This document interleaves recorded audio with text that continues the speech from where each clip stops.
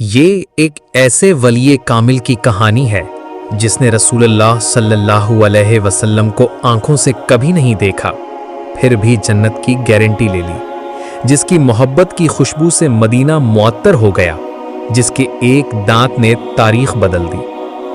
کیا آپ جانتے ہیں کہ تاریخ اسلام میں ایک ایسی شخصیت بھی گزری ہے جس نے نبی کریم صلی اللہ علیہ وسلم سے ملے بغیر ان کی بے مثال محبت اور خدمت کا عظیم ترین ثبوت دیا، جسے نبی کریم صلی اللہ علیہ وسلم نے اپنی امت کا سردار کہا، اور جس کے لیے حضرت عمر اور حضرت علی رضی اللہ عنہما کو خاص ہدایات دی گئی تھیں۔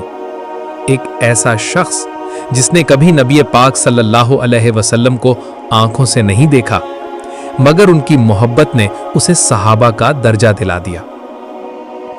اگر آپ کو دنیا کی سب سے عظیم شخصیت رسول اللہ صلی اللہ علیہ وسلم سے ملنے کا موقع ملے، لیکن آپ کی ماں بیمار ہو، تو کیا آپ ماں کو چھوڑ کر وہ ملاقات کریں گے؟ لیکن ایک شخص ایسا بھی تھا جس نے دنیا کی سب سے عظیم ملاقات نبی کریم صلی اللہ علیہ وسلم سے ملنے کا وعدہ صرف اس لیے چھوڑ دیا کیونکہ اس نے ماں کی خدمت کو رسول سے ملنے پر بھی ترجیح دی۔ یہ کہانی ہے ماں سے بے پناہ محبت کرنے والے بیٹے کی۔ یہ کہانی ہے حضرت اویس کرنی رحمت اللہ علیہ کی، ایک ایسی ہستی جو یمن کے قبیلے سے تعلق رکھتی تھی اور جن کی زندگی میں نہ صرف عشق رسول صلی اللہ علیہ وسلم کی انتہا نظر آتی ہے، بلکہ والدین کی خدمت اور ان کی فرما برداری کا بھی ایک ایسا مثال ملتا ہے جو قیامت تک یاد رکھا جائے گا۔ یمن کا ایک چھوٹا سا علاقہ تھا، قرن، کسی کے لیے کچھ خاص نہیں، لیکن آسمان کے لیے یہ وہاں کا ستارہ تھا۔ اس شہر میں رہتے تھے ایک جوان، اویس بن عامر، نہ زیادہ مال و دولت، نہ دنیا کی شہرت، لیکن ایک چیز تھی جو سب کچھ تھا، ایک ماں، ایک بیمار، کمزور، چلنے سے محروم ماں۔ اویس کرنی رحمت اللہ علیہ کے لیے ماں صرف ماں نہیں تھی، وہ ان کا دین، دنیا، زندگی اور آخرت تھی۔ ایک دن یمن کے لوگوں نے مدینہ سے آنے والے کاروان سے سنا کہ ایک پیغمبر آیا ہے، محمد صلی اللہ علیہ وسلم، جو سچائی کا پیغام لایا ہے۔ اویس کے دل میں روشنی چھپ گئی، دل نے کہا وہی سچا نبی صلی اللہ علیہ وسلم جس کا انتظار تھا۔ وہ ایمان لے آئے، بنا دیکھے، بنا ملے، لیکن دل میں ایک چاہت تھی، کاش انہیں دیکھ لوں، ایک نظر رسول اللہ صلی اللہ علیہ وسلم کا نورانی چہرہ دیکھ لوں۔ جب انہیں غزوہ احد کا پتہ چلا اور یہ خبر ملی کہ نبی پاک صلی اللہ علیہ وسلم کا دندانہ مبارک شہید ہوا، تو محبت میں ڈوب کر انہوں نے اپنے سارے دانت توڑ دیے۔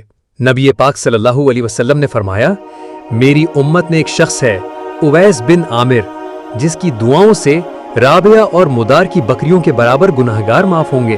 ایک دن اویس قرنی رحمت اللہ علیہ نے ماں سے کہا، امی جان، مجھے مدینہ جانا ہے، نبی صلی اللہ علیہ وسلم کو دیکھنا ہے۔ ماں نے پیار سے کہا، جا، لیکن زیادہ دیر مت لگانا، مجھے تیری ضرورت ہے۔ اویس قرنی رحمت اللہ علیہ مدینہ پہنچے، دل دھڑک رہا تھا، ہر گلی میں پوچھتے پھرے کہ رسول اللہ صلی اللہ علیہ وسلم کہاں ہیں؟ لوگوں نے بتایا کہ نبی صلی اللہ علیہ وسلم سفر پر گئے ہیں، ابھی مدینہ میں نہیں ہیں۔ اویس کرنی رحمت اللہ علیہ نے دل پہ پتھر رکھا، ایک پل رکے، ماں کی بات یاد آئی اور واپس مڑ گئے، بنا ملے، بنا دیکھے۔ یہی تھا ان کا ایمان، ان کا صبر اور ماں سے وفا۔ جب رسول صلی اللہ علیہ وسلم مدینہ واپس آئے، آپ نے پوچھا کہ یمن سے کوئی آدمی آیا تھا؟ صحابہ نے کہا کہ جی ہاں، ایک آدمی آیا تھا، مگر آپ سے ملے بنا چلا گیا۔ رسول صلی اللہ علیہ وسلم نے آنسوؤں کے ساتھ فرمایا، وہ اویس قرنی تھا، وہ ایک ایسا بندہ ہے جو ماں کی خدمت میں مشغول رہتا ہے، اگر تمہارا کسی دن اس سے ملاقات ہو تو اس سے اپنے لیے دعا کروانا۔ حضرت عمر اور حضرت علی رضی اللہ عنہما یہ سن کر حیران رہ گئے، ایک بندہ جسے نبی صلی اللہ علیہ وسلم نے دیکھا نہیں، لیکن جس کا ذکر آپ صلی اللہ علیہ وسلم نے اپنے عشق کے ساتھ کیا۔ حضرت اویس قرنی رحمت اللہ علیہ کی والدہ بہت کمزور اور بیمار تھیں، ان کی خدمت، ان کی دیکھ بھال، ان کی ہر ضرورت کو پورا کرنا حضرت اویس قرنی رحمت اللہ علیہ کا صبح و شام کا معمول تھا۔ ان کی والدہ کی رضا اور خوشی ہی ان کی زندگی کا مرکز تھی۔ اور پھر وہ وقت آیا جب نبی کریم صلی اللہ علیہ وسلم کے وفات کے بعد खलीफा दोयम हज़रत उमर और हज़रत अली ने नबी सल्लल्लाहु अलैहि वसल्लम के फरमान पर अमल करते हुए उनकी तलाश शुरू की। हर हज के मौसम में वो यमन से आए हुए लोगों में ओवैस करनी रहमतुल्लाह अलैह को ढूंढते, सिर्फ एक दुआ की तलब में। आखिरकार उनकी तलाश पूरी हुई और उनकी मुलाकात हज़रत ओवैस करनी रहमतुल्लाह अलैह से हुई। हजरत उमर ने जब उन्हें ढूंढा तो उवैस करनी ने कहा, मैं गरीबों में रहना पसंद करता हूँ। उनकी दुआ थी, ऐ अल्लाह, तूने मुझे बनाया जब मैं कुछ नहीं था, तू ही मेरी मग़फ़िरत कर सकता है। उस वक्त भी हज़रत ओवैस करनी रहमतुल्लाह अलैह बेगनी और बेनियाजी की मिसाल थे। उन्होंने अल्लाह के हुक्म और वालिदा की खिदमत की वजह से नबी करीम सल्लल्लाहु अलैहि वसल्लम से मुलाकात की ये अजीम सआदत छोड़ दी थी, लेकिन उनका मकाम अल्लाह और उसके रसूल सल्लल्लाहु अलैहि वसल्लम की नज़रों में कितना बुलंद था। हज़रत ओवैस करनी रहमतुल्लाह अलैह की कहानी सिर्फ एक तारीख़ी वाक़या नहीं, बल्कि हम सब के लिए एक मशअले राह है। यह हमें सिखाता है कि सच्चा आशिक़ रसूल सिर्फ ज़बानी दावों का नाम नहीं, बल्कि अमल, इताअत और वालिदैन की खिदमत में पोशीदा है।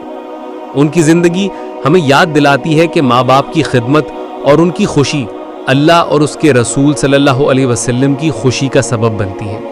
अगर आप भी अपनी ज़िंदगी में बेहतरी, बरकत और अल्लाह की रज़ा चाहते हैं तो हज़रत ओवैस करनी रहमतुल्लाह अलैह की इस मिसाल को अपनी ज़िंदगी का हिस्सा बनाएं। उनकी ज़िंदगी हमें सिखाती है कि मोहब्बत, खिदमत और तवक्कुल से अल्लाह और रसूल का कुर्ब हासिल किया जा सकता है, चाहे हम उन्हें आंखों से देखें या ना देखें। हज़रत उवैस करनी रहमतुल्लाह अलैह की ज़िंदगी एक मिसाल है। आप भी उनकी तरह मोहब्बत और खिदमत का रास्ता अपनाएं। इस वीडियो को लाइक करें, अपने दोस्तों और घर वालों के साथ शेयर करें और कमेंट में बताएं कि आपने हज़रत उवैस करनी की ज़िंदगी से क्या सीखा। सब्सक्राइब करें और बेल आइकन दबाएं ताकि ऐसी दिल को छू जाने वाली कहानियां आप तक हर रोज़ पहुंच सकें।